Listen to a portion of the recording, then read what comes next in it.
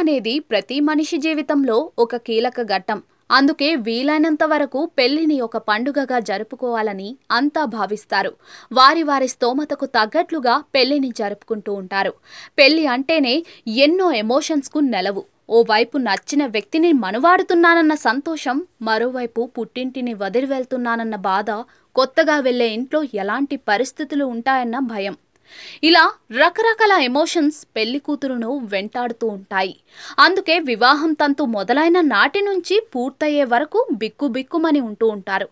ఏదో తెలియని ఆందోళనతో ఉంటారు. అయితే తాజాగా ఓ వధువుకు సంబంధించిన వీడియో ఒకటి నెట్టింట తెగ వైరల్ అవుతోంది.